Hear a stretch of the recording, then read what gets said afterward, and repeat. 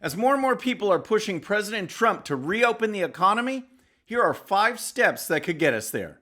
The New York Times is doing its best to hide Joe Biden from some very disturbing allegations, and more examples are piling up of big government going crazy with too much power during the virus outbreak.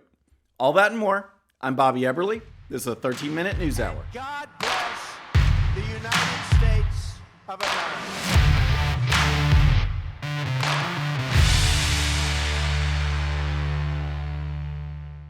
All right, friends, welcome to the show. Happy Monday. I hope you had a great weekend. As we jump in, please go ahead and hit that subscribe button and hit that bell so we can really make our push to 70,000 subscribers. We're going to start with the talk. There's talk out there now. We are hearing it more and more.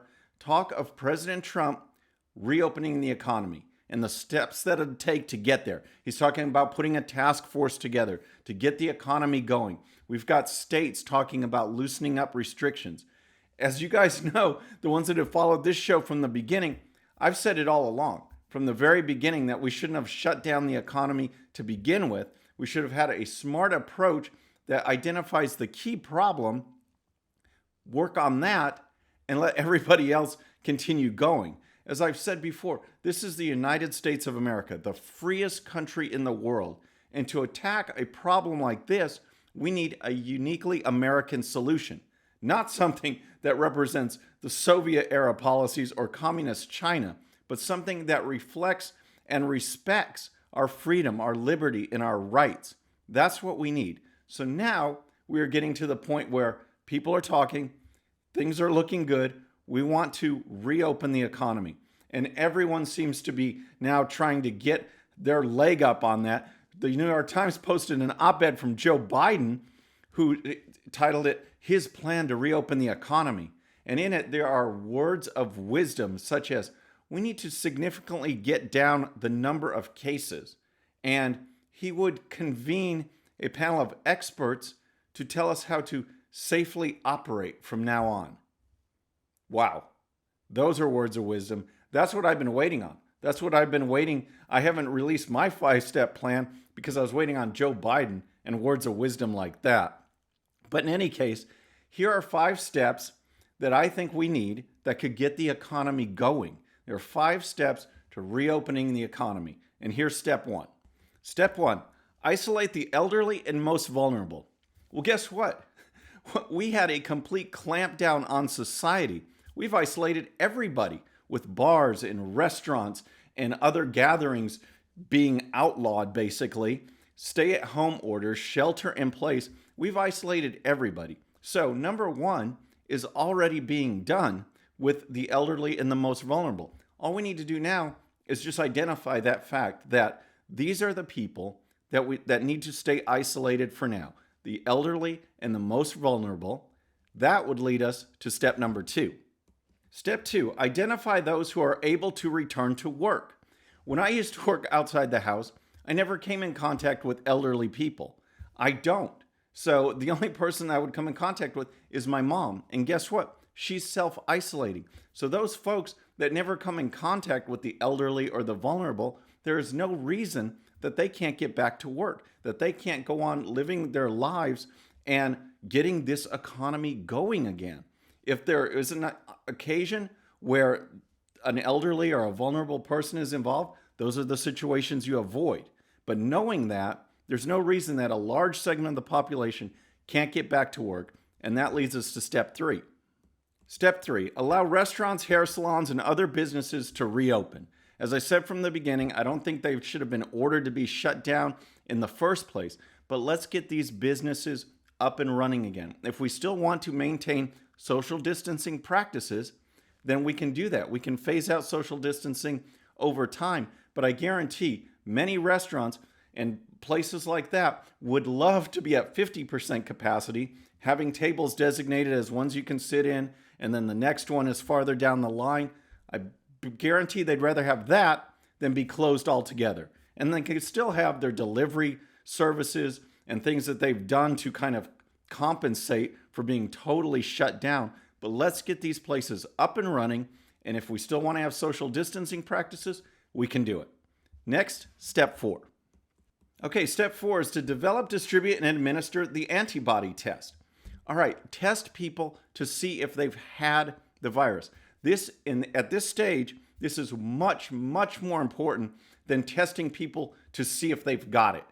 We need to test to see if they've had it, because all the experts that are coming forward, there's some debate on how long immunity might last and if they can get it again. But the general consensus of all the experts that you're seeing is that immunities have built up, and these people could not only get back to functioning in society, but by identifying them, they can be the ones that lead us to step number 5. Step 5, allow the immune to interact with the elderly and vulnerable. We talk about, and we've seen this before, keeping the elderly, the vulnerable, isolated for health reasons, all right? Well, it doesn't take an advanced degree in psychology or psychiatry or any of these hosts of degrees to know that there are health problems that come from isolation. So on the one hand, for health reasons, we isolate so they don't get coronavirus. This leads to a whole host of other potential problems, depression and anxiety, things that we don't want to have happen. These people that have been identified that have had the virus, those could be the first ones. Those could be the ones that say, hey, I will deliver the groceries to the elderly. I will spend time with the elderly. I will volunteer. I will hang out with them, and not layered up in some kind of suit that looks like it's straight from ET or one of these virus outbreak movies. Personal interaction is what is needed by all people, especially these elderly and the ones that have been so isolated. We need to identify folks who can interact with them, and then we just expand this process. We just keep it going. We identify more people. We get more people back to work. We ease social distancing until society is working and going back to normal. That's a plan that could get us going. That's a plan that can start now. As we develop more testing, we can implement it even further. But let's get things going.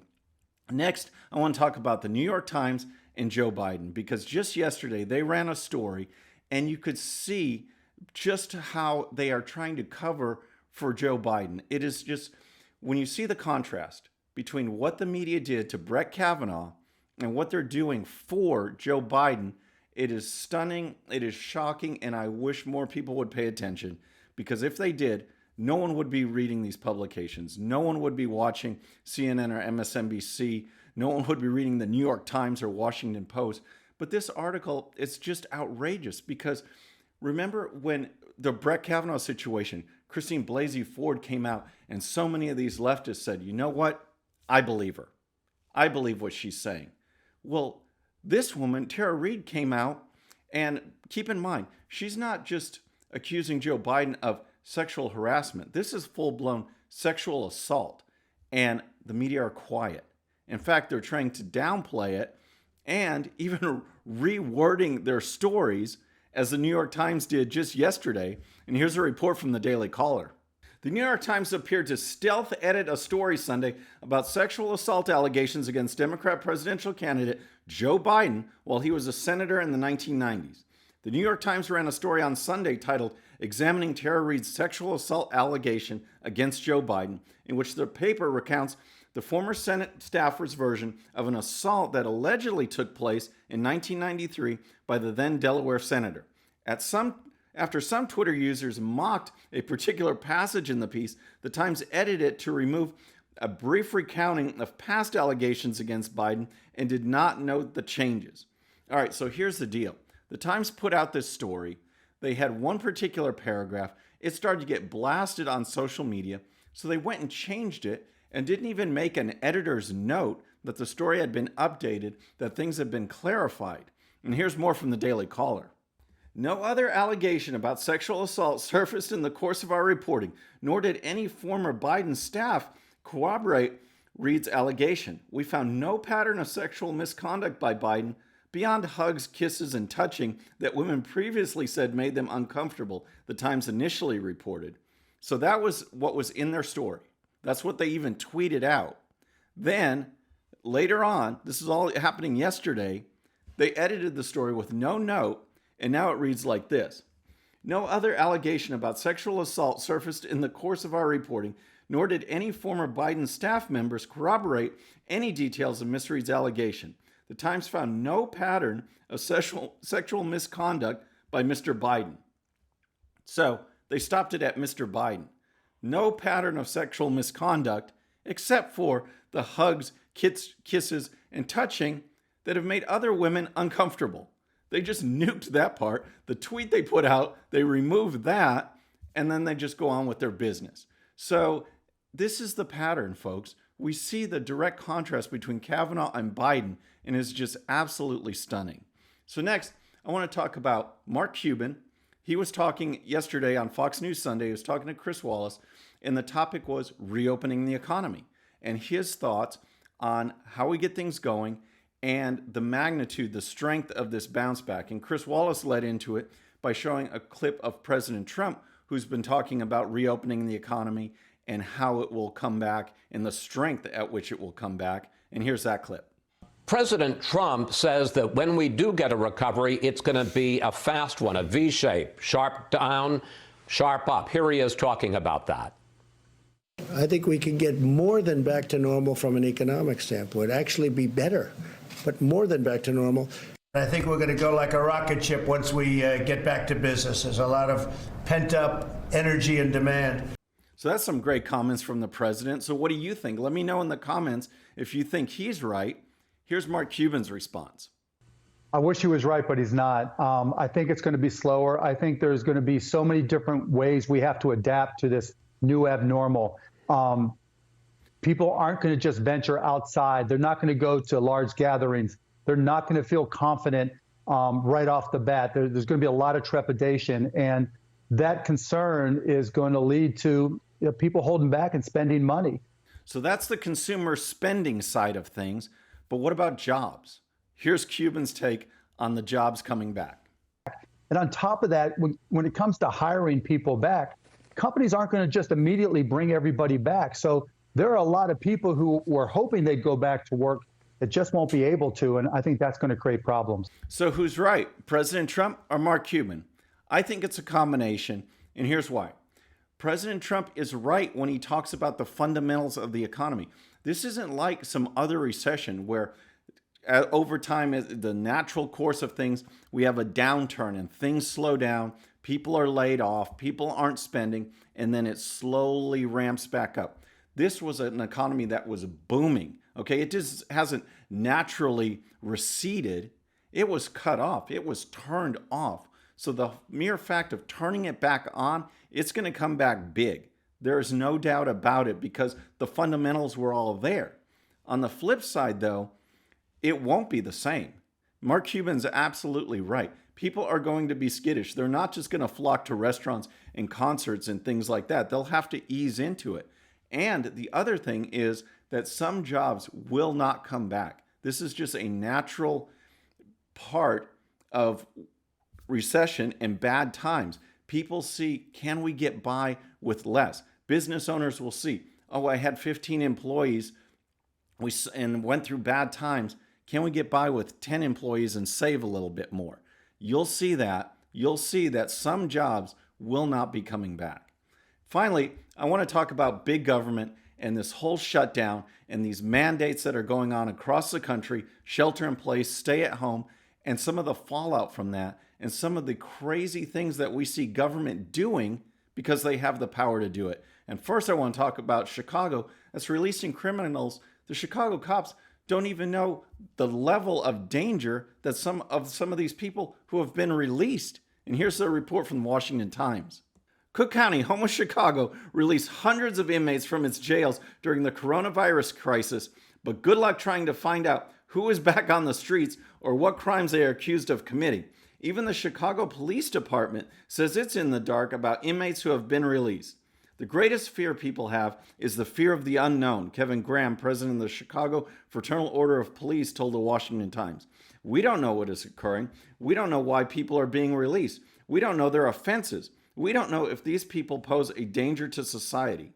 In Cincinnati, there is a case where they want to release a homeless HIV positive guy who could be at risk for COVID-19.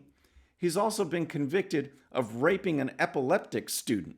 Is this the kind of person you want out on the streets? And then there's Louisville, Kentucky, where their Democrat governor is threatening to fine and report people who are showing up for a church service. The church service is in a drive-in. People don't leave their cars. They're not violating social distancing. And here's a report from the Daily Caller.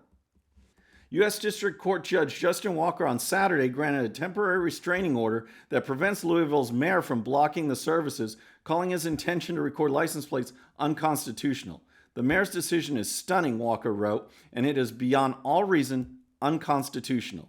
So, from directions from the governor to the mayor, you see what's going on. It is just absolutely stunning when you see government getting too much control and you get policies like this. That's why we got to open things up. We got to get back to normal. We have to have American solutions to American problems and not big government. Folks, that's our show for today. Please subscribe, and when you do, please hit that bell so you'll be notified, and we'll see you next time. I'm Bobby Eberle. This is the 13-Minute News Hour.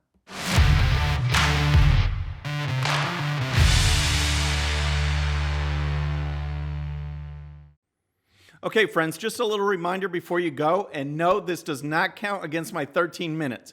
Please hit the subscribe button below and tell your friends. And if you happen to miss our last show, you can check it out right here. And also for great conservative news and commentary, please check out GOPusa.com.